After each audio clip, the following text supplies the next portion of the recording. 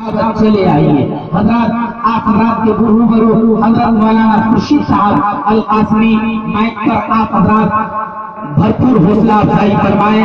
یہ نہیں کہ صرف آپ نے نعت خوانی میں حوصلہ، آپ تقریر میں بھی حوصلہ افزائی فرمائیں. آپ کسی کو مایوس نہ کریں. جہاں ان کی بات سمجھ میں آئے، ہم نے دیکھا یقیناً ہم نے دیکھا کہ نعت خوانی میں جس طریقے سے جو ہے چھوٹ ملتا ہے یا حوصلہ افزائی ہوتی ہے، اسی طریقے سے جو ہے تقریر میں بھی جو ہے حوصلہ افزائی ہوتی ہے. تقریر میں بھی حوصلہ افزائی ہونا چاہیے.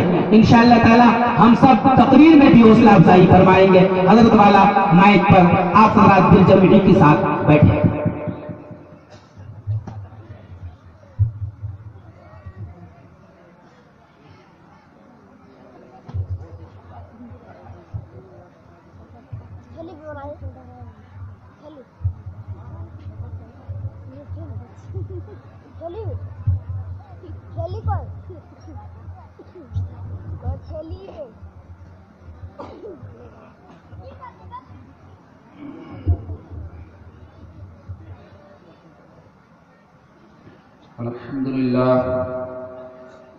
الحمد لله نحمده ونستعينه ونستغفره ونؤمن به ونتوكل عليه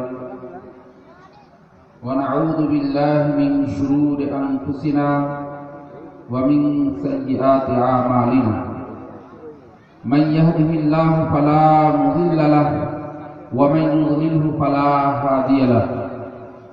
ونشهد أن لا إله إلا الله وحده لا شريك له ونشهد أن محمدا عبده ورسوله. أما بعد، بسم الله الرحمن الرحيم. إن الله اشترى من المؤمنين أنفسهم وأموالهم بأن لهم الجنة. وقال النبي صلى الله تعالى عليه وسلم: كل مولود يولد على الفطرة فأبواه أو يوحدانه أو ينصرانه أو يمجسانه أو كما قال عليه الصلاة والسلام. اس فکر میں گونجے سرد ہوئے، اس سوچ میں کلیاں سوکھ گئی. اس فکر میں گونجے سرد ہوئے، اس سوچ میں کلیاں سوکھ گئی. آئین گلستہ کیا ہوگا، دستور بہارا کیا ہوگا. اس فکر میں گونجے زرد ہوئے، اس سوچ میں کلیاں سوکھ گئی. آئین گلستہ کیا ہوگا، دستور بہارا کیا ہوگا.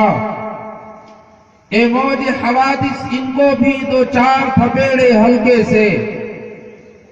اے موج حوادث ان کو بھی دو چار تھپیڑے ہلکے سے. کچھ لوگ ابھی تک ساحل پر طوفان کا نظارہ کرتے ہیں.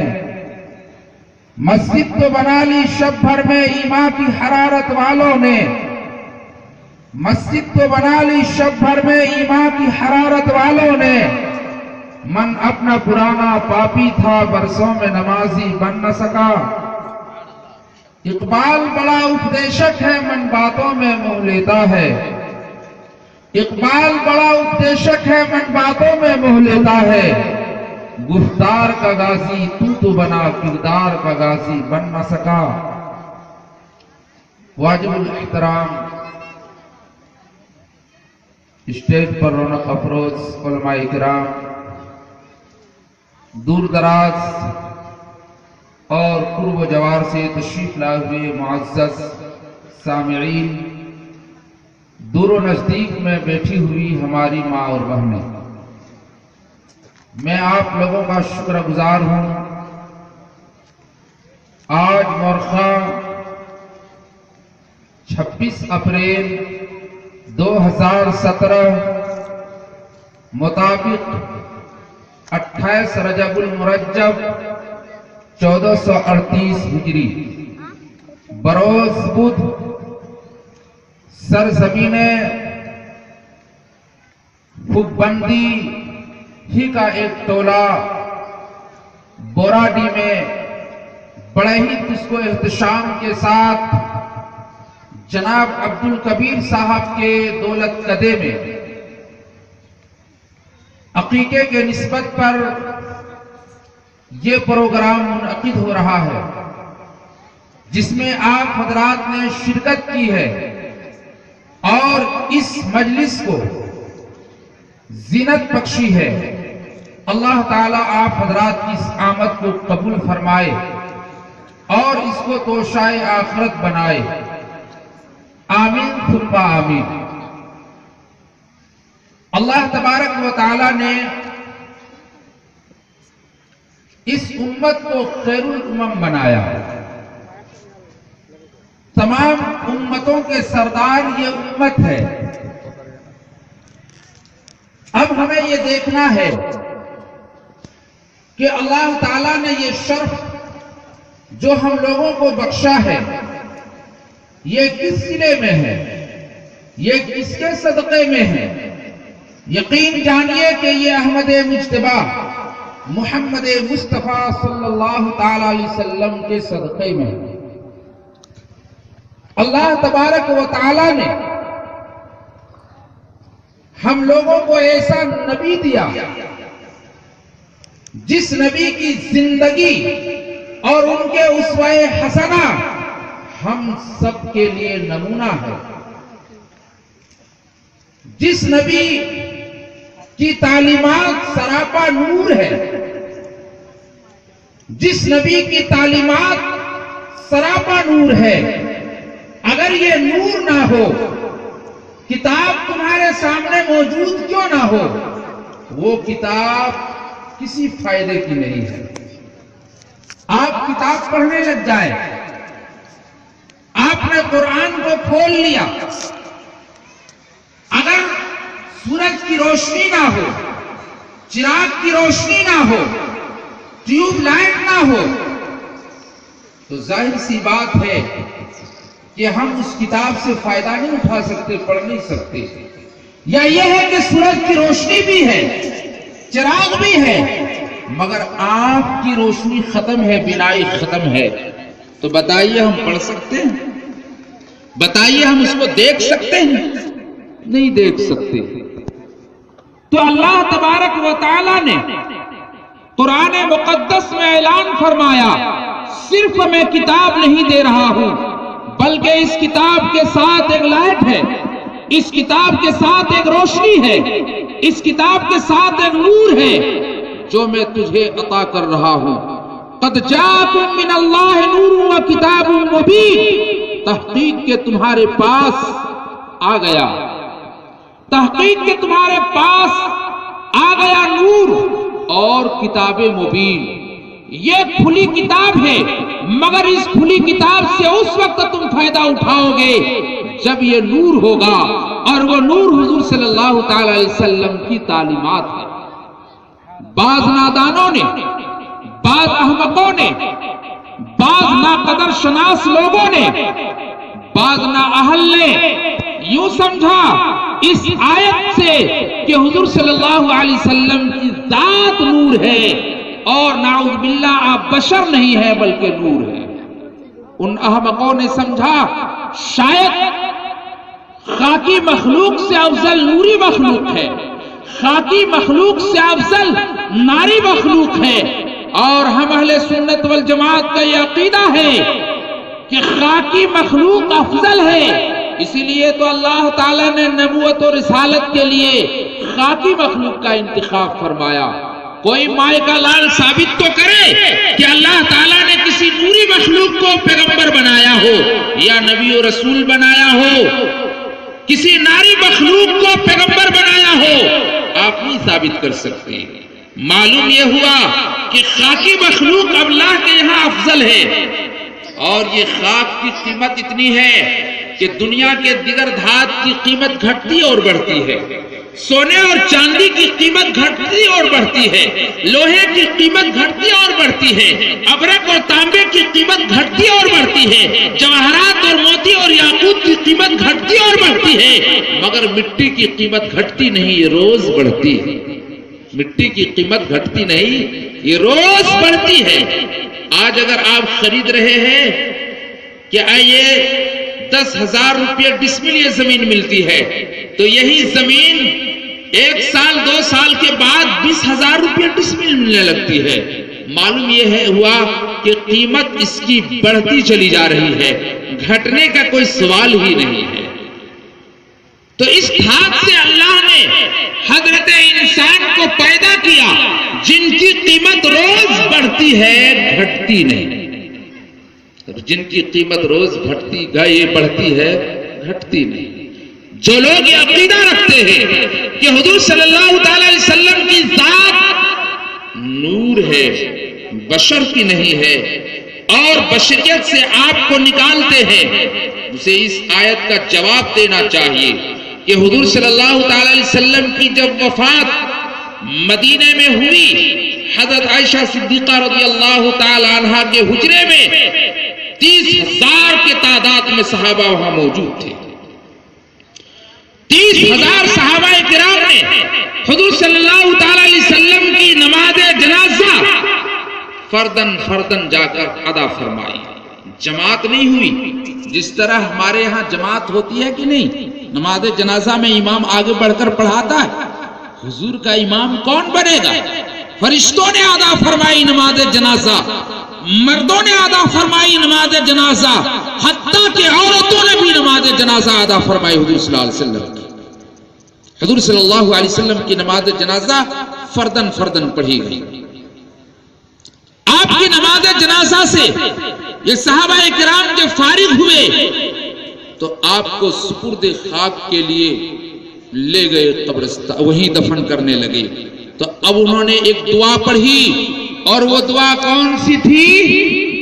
قرآن کریم کی آیت ہے، منہا خلقناکم، ہم نے تم کو اسی سے پیدا کیا ہے، منہا خلقناکم وفیہا نعیدکم ومنہا نخرجکم تارۃ اخری، ہم نے تم کو اسی سے پیدا کیا اور اسی میں لوٹا رہے ہیں اور دوبارہ اسی سے تم کو اٹھائے۔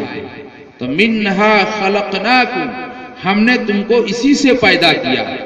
اللہ تبارک و تعالیٰ نے فرمایا اسی سے پیدا کیا، یعنی اس مٹی سے پیدا کیا۔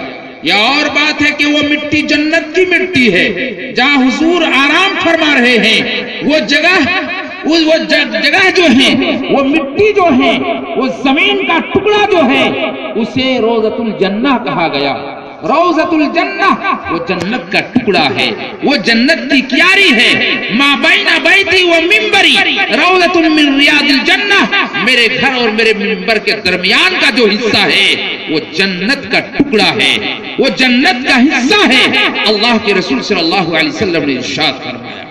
ہم علماء دیوبند اہل سنت کا یہ عقیدہ ہے کہ حضور صلی اللہ علیہ وسلم جنت میں آرام فرما رہے ہیں، آپ صلی اللہ علیہ وسلم جنت میں لیٹے ہوئے ہیں۔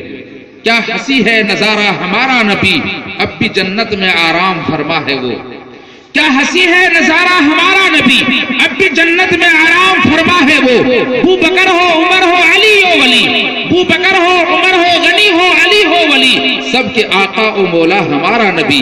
دل کی راحت آنکھوں کی ٹھنڈک ہے وہ سب، دل کی راحت آنکھوں کی ٹھنڈک ہے وہ، سب کی آنکھوں کے تارا ہمارا نبی۔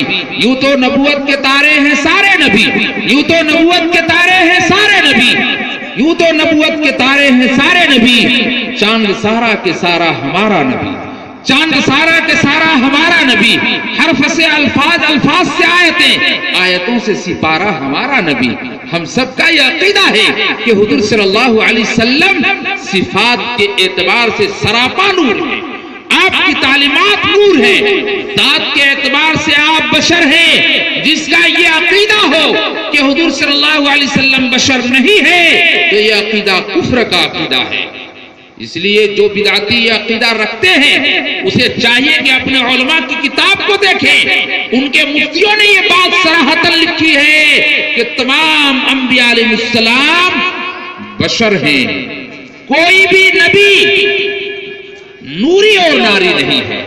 آئیے ہم چلتے ہیں، یہ حضور صلی اللہ تعالی علیہ وسلم کی ذات جو ہے بشر ہیں، صفات سراپا نور ہیں، آپ کی تعلیمات نور ہیں۔ اللہ کے رسول ہی کے صدقے میں اللہ تعالیٰ نے ہم لوگوں کو خیر الامم بنایا، تمام امتوں کے سردار بنایا۔ یہ خیر امت اسے کہا گیا، وسط امت کہا گیا، خیر الناس کہا گیا، کنتم خیر امت اخرجت للناس سے تعبیر کیا گیا۔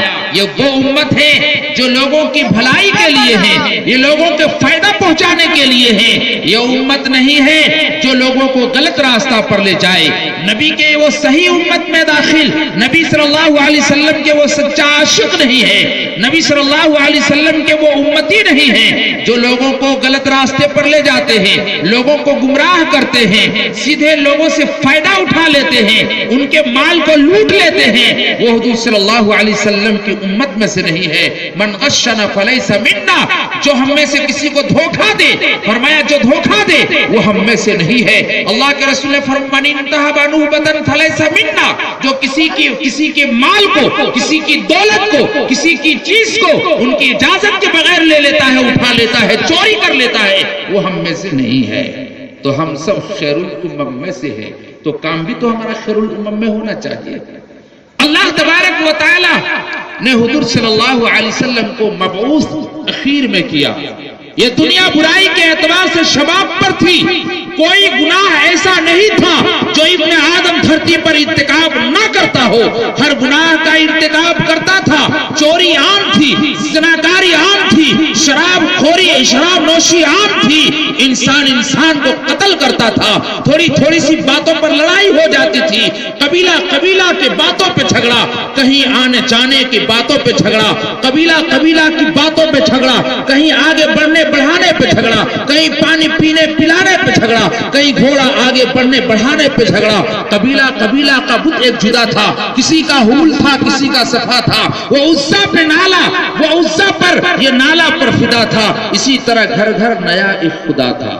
حضور کے آنے سے پہلے لوگ اللہ کو بھول چکے تھے، لوگ سورج کی پوجا کرتے تھے اور سوریہ آسن سمجھ کر ان کی پوجا، چاند کو چندرما دیوتا سمجھ کر ان کی پوجا، کوئی درخت کو پوجتا تھا، کوئی پیپل کی درخت کو پوجتا تھا، کوئی برگد کی درخت کو پوجتا تھا، کوئی پہاڑ کو پوجتا تھا، کوئی پتھر کو پوجتا تھا، کوئی جل اور پانی کی پوجا کرتا تھا، کوئی اپنے ہاتھوں سے پتھروں کو تراش کر اسے مورتی بنا کر ان کے سامنے بجبی ہوتا تھا، ان کے سامنے مرادیں مانگتا تھا، انہی کو مرادوں کو پوری کرنے والا، فریاد کو سننے والا، بگڑی کو بنانے والا سمجھتا تھا، انہی کے سامنے بتاشے رکھتا تھا، انہی کے سامنے مٹھائیاں چڑھاتا تھا، انہی کے سامنے چڑھاوا چڑھاتا تھا، انہی کے سامنے بکرے اور مرغے کو ذبح کیا کرتا تھا۔ قربان چاہیے احمد مجتبیٰ پر۔ آپ کی آمد ایسے موقع پر ہوئی کہ ظلمات پوری دنیا میں چھائی ہوئی تھی، ظلمات ڈیرا لگائے ہوئے تھے، بے بسی کا عالم تھا، ایسے موقع پر آپ تشریف لائے، عجیب ایرانی سما ہو چکا تھا، ایسے موقع پر آپ تشریف لائے کہ انسان زندگی تو گزار رہا تھا، ان کی زندگی تو تھی مگر اس کی زندگی میں بندگی نہ تھی، ان کا جسم تو تھا مگر جان نہ تھی، سر تو تھا تاج وقار نہ تھا، زبان تو تھی صداقت نہ تھی، سینہ تو تھا مگر امانت نہ تھی، دل تو تھا دھڑکن نہ تھی، انسان کے پاس علم تو تھا مگر اس علم پر عمل کرنے والا نہ تھا، منصف تو تھا انصاف کرنے والا نہ تھا، منصف تو نظر آتے تھے مگر وہ منصف انصاف کرتے ہوئے نظر نہ آتے تھے، انسان جہالت کی زندگی گزار رہا تھا، کفر و شرک کے دلدل میں پھنسا ہوا تھا، لوگ 33 کروڑ دیوتاؤں کی پوجا پاٹ کیا کرتا تھا۔ ایسے موقع پر حضور صلی اللہ تعالی علیہ وسلم کی آمد ہوئی اور وہ نسخہ کیمیا لایا جس نسخہ کیمیا کو ہم نے چھوڑ دیا۔ آج اس نسخہ کیمیا کو ہم نے چھوڑ دیا۔ اگر اس نسخہ کیمیا کو ہم اپنا لیں اور اپنے مرضوں میں اس کو تجویز کر لیں، اسی تجویز کردہ نسخے کو ہم استعمال کر لیں تو ہم کبھی بھی گمراہ نہیں ہوں گے۔ اتر کر ہرا سے سوئے قوم آیا، اتر کر ہرا سے سوئے قوم آیا اور ایک نسخہ کیمیا ساتھ لایا، اور ایک نسخہ کیمیا ساتھ لایا۔ بجلی کا کڑکا تھا یا سوت ہادی، بجلی کا کڑکا تھا یا سوت ہادی، عرب کی زمین جس نے ساری ہلا دی، عرب کی زمین جس نے ساری ہلا دی۔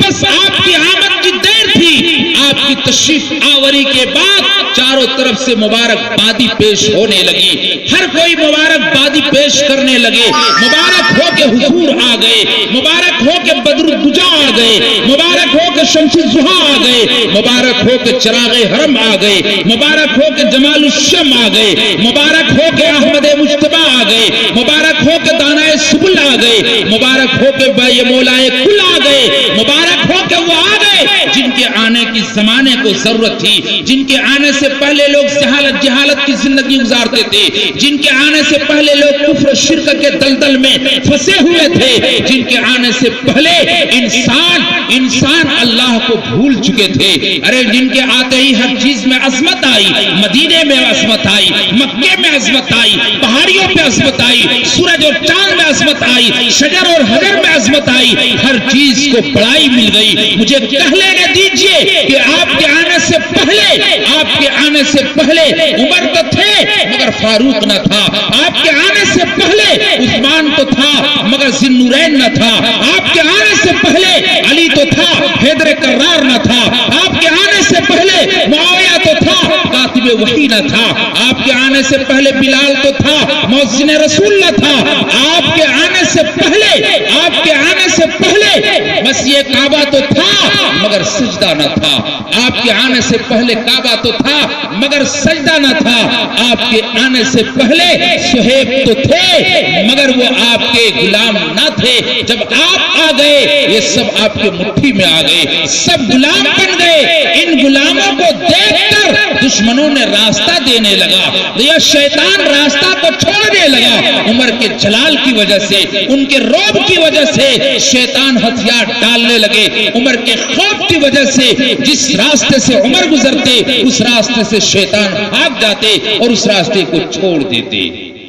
علامہ مرحوم کیفی نے عجیب نقشہ کھینچا ہے کہ پردے اٹھے نگاہ سے ہر شے نکھر گئی، پردے اٹھے نگاہ سے ہر شے نکھر گئی، پردے اٹھے نگاہ سے ہر شے نکھر گئی، تنویر صبح و رات کے رخ پر بکھر گئی، دشت و جبل سنور کے بندے لپک پڑے، دشت و جبل سنور کے بندے لپک پڑے، گلیوں کے جام پھولوں کے ساگر جھلک پڑے، برگ و شجر نہال ہوئے جھومنے لگے، برگ و شجر نہال ہوئے جھومنے لگے، آپس میں ایک ایک کا منہ چومنے لگے، آپس میں ایک ایک کا منہ چومنے لگے، کرنوں کا رشک ہونے لگا برگ و بار پر، کرنوں کا رشک ہونے لگا برگ و بار پر، جنت الفردوس اشکریز ہے ہر لال و زار پر، جنت الفردوس اشکریز ہے ہر لال و زار پر، دنیا سے تاریکی کو مٹا کر، دنیا سے تاریکی کو مٹا کر اتری عروج صبح نئی آن بان سے، بادل فضائے دہر پہ چھا گئے، آئی صدا کے سید کونین آ گئے، آئی صدا کے سید کونین آ گئے، بس آپ کی آمد کی دیر تھی کہ ستارہ پرستی کا چراغ گل ہو گیا، شرابی کے مٹکے پھوٹ گئے، صنم کھانے کے پجاری صنم کھانے کو بھول گئے، جوان بیٹیوں کو زندہ درگور کرنے کا سلسلہ ختم ہو گیا، رسم و رواج کو اسلام نے، شریعت نے بیج و بن سے اکھاڑ کر پھینک دیا۔ کہنے کا مطلب یہ ہے کہ ہم سب خیر امم میں آتے ہیں تو کام بھی تو ہمارا خیر کا ہونا چاہیے۔ آج ہمارا کام شر کا، آج ہمارا کام خیر کا نہیں شر کا ہے۔ انسان دھوکہ میں پڑا ہوا ہے کہ ہم دنیا میں دیکھتے ہیں شر والے لوگ بھی بڑے موج مستی کے ساتھ زندگی گزارتے ہیں، اور ان کی زندگی میں دیکھتے ہیں کہ ترقی ہے اور وہ لوگ بڑے خوشحال اور عیش و آرام کے ساتھ ہے، اور یہ مولوی صاحب تقریر کرتے ہیں کہ سنت کے چھوڑنے کی وجہ سے ہم لوگ ذلیل ہو گئے۔ تو امریکہ والوں نے تو سنت کو چھوڑ دیا، وہ ذلیل کیوں نہیں ہوتا؟ برطانیہ والوں نے سنت چھوڑ دیا، وہ ذلیل کیوں نہیں ہوتا؟ یورپ والوں نے سنت کو چھوڑ دیا، وہ ذلیل کیوں نہیں ہوتا؟ یہی تو سوال آپ کرتے ہیں۔ آئیے ہم جواب دیتے ہیں، اس نے سنت کو چھوڑ دیا، وہ میرے نبی کے دشمن ہے، وہ میرے نبی کے غلام نہیں ہے، اور ہم نے وعدہ کیا ہے، عہد و پیمان ہم نے عہد و و پیمان ہم سے لیا گیا ہے کہ ہم نبی کے غلام ہیں، غلامان محمد ہیں، طوفان ہم سے ٹکرا نہیں سکتا ہے، ہم غلامان محمد ہیں، ہم ان کی سنت پر عمل کریں گے اور اسی سنت کے عمل کرنے میں کامیابی ملے گی۔ آج افسوس سے کہنا پڑتا ہے کہ آج پوری دنیا میں مسلمان ایک تہائی نظر آتا ہے، ایک تہائی میں، 3 حصوں میں 1 حصہ مسلمان ہے پوری دنیا۔ اتنا مسلمان کسی اور زمانے میں نہیں تھا، اور جتنے وسائل آج مسلمان کے پاس ہے اتنا وسائل کسی اور زمانے میں نہیں تھا۔ آج جسے خوش و خرم کے ساتھ مسلمان رہ رہا ہے، ان کے پاس وسائل ہے، مکان بھی ہے، دکان بھی ہے، جائیداد بھی ہے، پراپرٹی بھی ہے، کھیت کھلیان بھی ہے، ان کے پاس ساری چیزیں ہیں، مگر باوجود اس کے کہ آج یہ ہوا میں اڑ رہا ہے، آج یہ ذلیل ہو رہا ہے۔ ہمیں وہ حدیث یاد آتی ہے، اللہ کے رسول صلی اللہ علیہ وسلم نے ارشاد فرمایا صحابہ کے مجمع میں کہ ایک وقت آئے گا کہ مسلمانوں کی تعداد کم نہیں ہوگی، بہت کثیر تعداد میں وہ ہوں گے، مگر وہ اس طرح بہ جائیں گے جس طرح سمندر میں ندی نہر میں تنکے بہتا ہے اور ان کا کوئی سہارا نہیں ہوتا ہے، وہ بے یار و مددگار ہوتا ہے، جدھر پانی چاہتا اسے بہا کر لے جاتا ہے۔ مسلمانوں کی تعداد تو بہت زیادہ ہوگی مگر عمل کے اعتبار سے یہ خالی ہوں گے، سنت ان کی زندگی میں نہیں ہوگی، نام کا مسلمان ہوگا، تعداد ان کی بہت زیادہ ہوگی مگر پھر بھی یہ ذلیل و خوار ہوں گے، جگہ جگہ پر ان کی کٹائی اور پٹائی ہوگی۔ آج وہ دور آ گیا، آج ہم ذلیل ہو رہے ہیں، ہمیں کہہ لینے دیجئے وہ بھی تو آخر قرآن پڑھنے والے تھے، وہ بھی تو نبی کی سنت پر عمل کرنے والے تھے، وہ لوگ کیسے تھے، ان کا ایمان اتنا مضبوط کیسے تھا کہ ان لوگوں نے استقامت کو دکھایا اور وہ پہاڑ ثابت ہوئے۔ دنیا کی طاقتوں نے ان کو ہلانے کی کوشش کی، ان پر طوفان آئے، ارتداد کی ہوا چلی اور کفر و شرک کی ہوا چلی، مگر کبھی بھی ان کو جھکا نہ سکے، اپنی جگہ سے ہٹا نہ سکے، وہ استقامت کے پہاڑ ثابت ہوئے۔ وجہ یہ ہے کہ ہم نے ایمان کے لیے قربانی نہیں دی ہے، یہ تو ہمیں وراثت میں مل گئی ہے، مفت میں ایمان۔ ہم نے ایمان کے لیے جان تو کیا کٹاتے، اپنی گردن تو کیا کٹاتے، ہمارے جسم کا قیمہ تو کیا ہوتا، ہماری بوٹی تو کیا کی جاتی، ہمیں تو ہماری انگلی بھی نہیں کٹی۔ اس وجہ سے آج اس کی قدر نہیں ہے، آج اس کی قدر نہیں ہے۔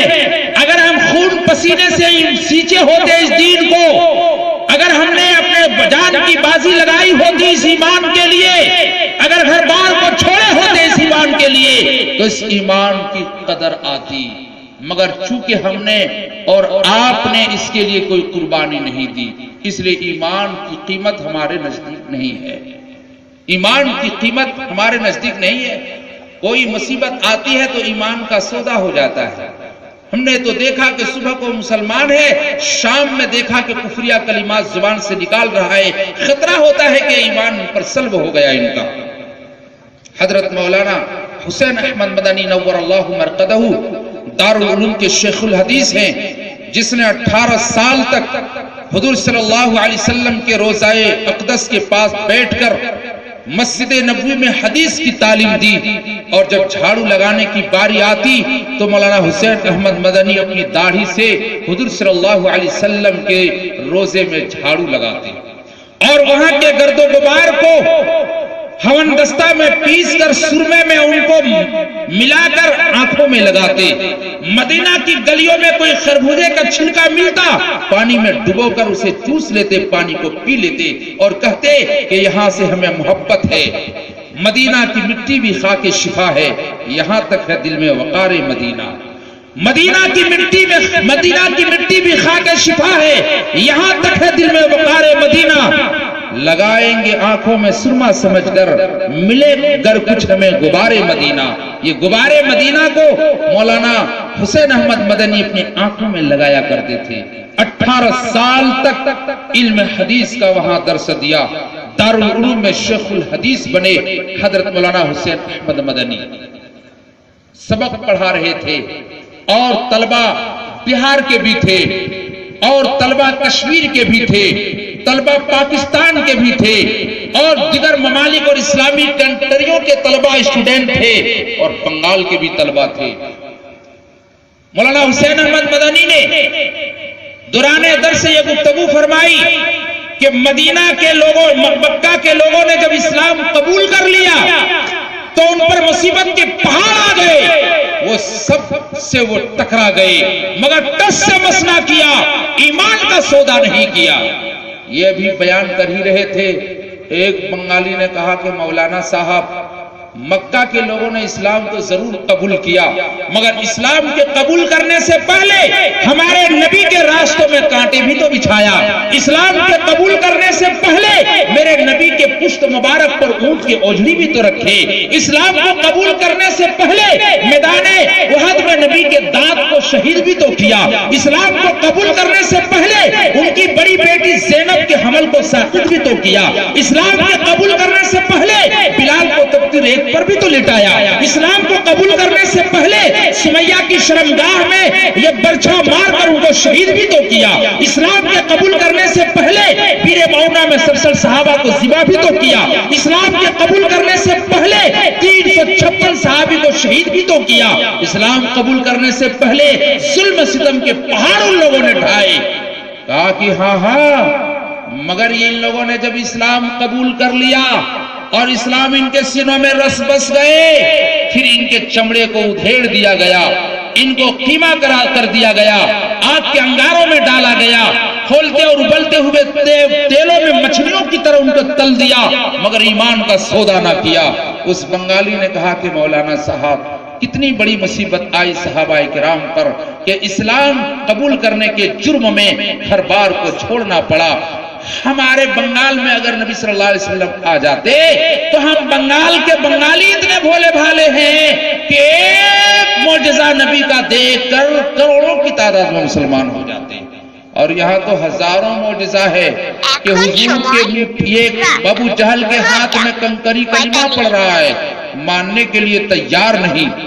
حضور صلی اللہ علیہ وسلم کا معجزہ یہ ہے کہ چٹان پانی پر تیر رہی ہے، ماننے کے لیے تیار نہیں۔ حضور کا معجزہ یہ ہے کہ آپ جس گلی سے گزرتے ہیں اس گلی سے خوشبو آتی ہے، ماننے کے لیے لوگ تیار نہیں۔ حضور کا معجزہ یہ ہے کہ آپ نے انگلی سے چاند کا اشارہ کیا، چاند تو ٹکڑا ہو گیا، ماننے کے لیے تیار نہیں۔ حضور کا اشارہ یہ ہے کہ آپ نے اشارہ کیا تو ڈوبا ہوا سورج لوٹ گیا، ماننے کے لیے لوگ تیار نہیں۔ حضور کا معجزہ یہ ہے کہ آپ جب گزرتے تو پیڑ پودے بھی جھک کر آپ کو سلامی پیش کرتے، لوگ ماننے کے لیے تیار نہیں۔ ہم بنگالی اتنے سیدھے سادے ہیں، ایک معجزہ نبی کا دیکھ کر کروڑوں کی تعداد میں مسلمان ہو جاتے۔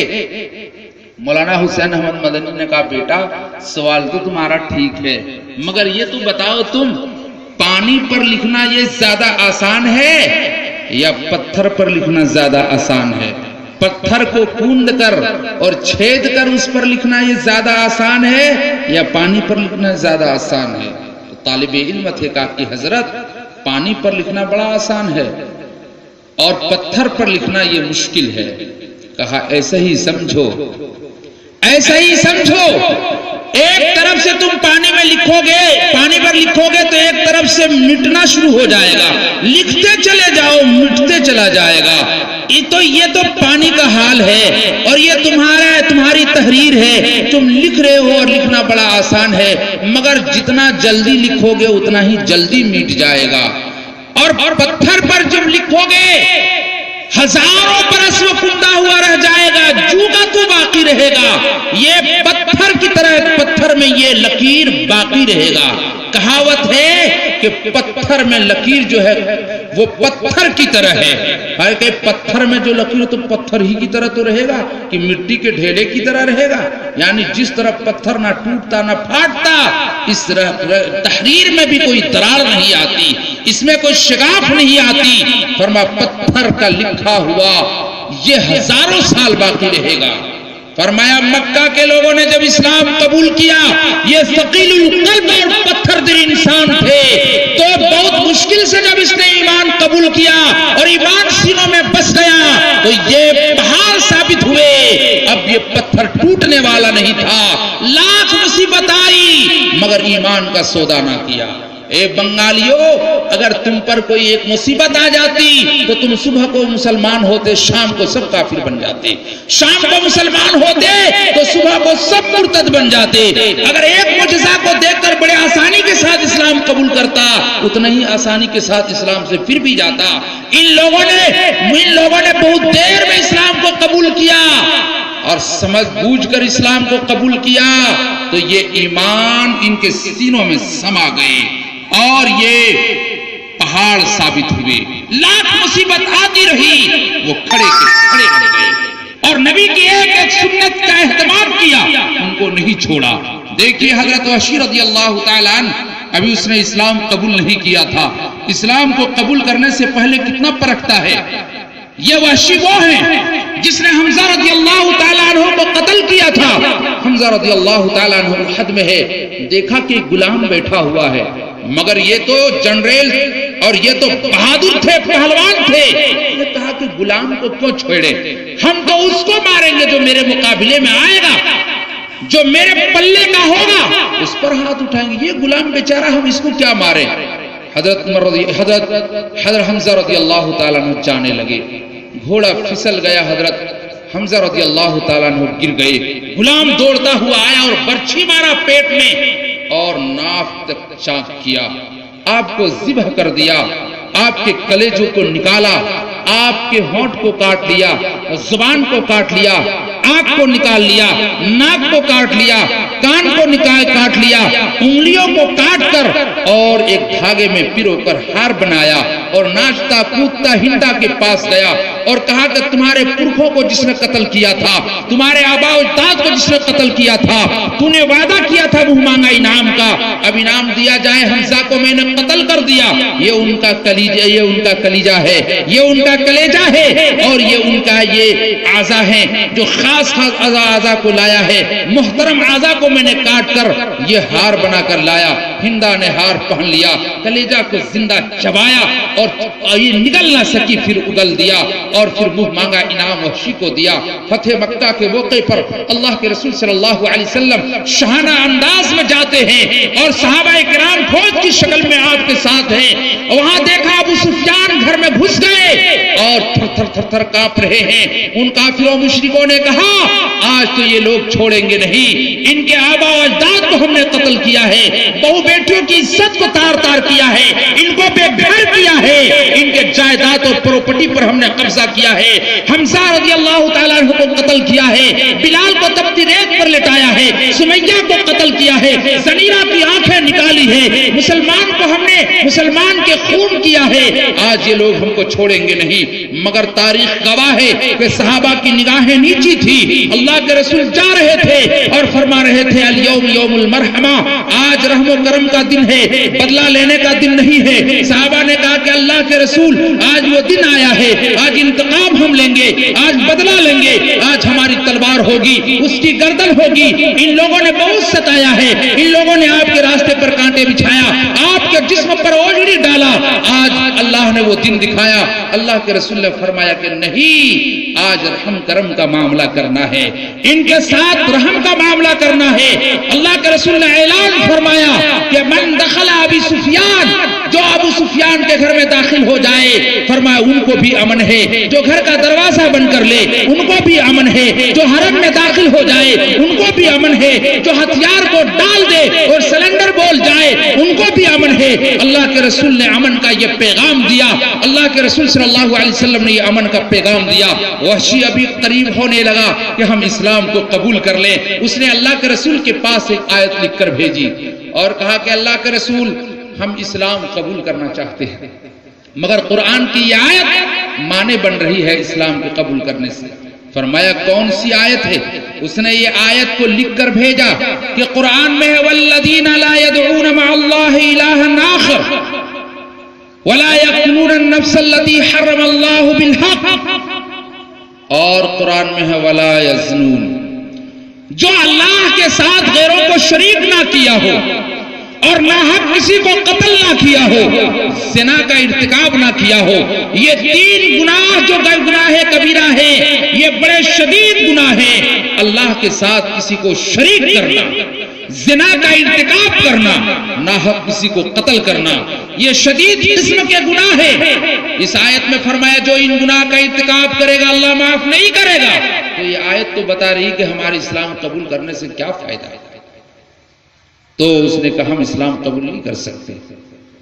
آج دیکھیے ہم لوگ اللہ کو مانتے ہوئے شرک کرتے یا نہیں؟ کوئی اولاد لینے کے لیے مزاروں پہ جا کر چادریں چڑھاتا ہے، کوئی منت مانتا ہے، کوئی اگربتی جلا رہا ہے، کوئی ناریل پھوڑ رہا ہے، کوئی عرضی سجادہ نشین سے لکھوا کر برگد کی درخت پہ ٹانگ رہا ہے اور اس سے کہہ رہا ہے کہ وظیفہ جپیں گے، رات میں بابا سے بات کر کے صبح کو رزلٹ بتا دیں گے کہ اولاد ہوگی یا نہ ہوگی۔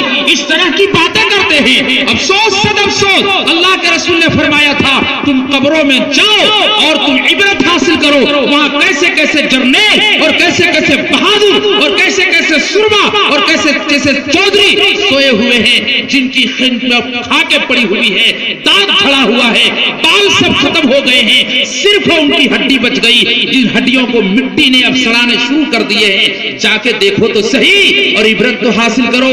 مگر آج تو لوگ قبروں پہ نہیں جاتے، ان مزائل قبروں پہ نہیں جاتے، ان شاندار بلڈنگوں کی زیارت کے لیے جاتے ہیں، باباؤں کے یہاں جاتے ہیں، وہ سنگ مرمر سے تراشی ہوئی قبریں، وہ بلڈنگیں اور عمارتیں جہاں پھولوں کی برسات ہو رہی ہو، جہاں خوشبو کی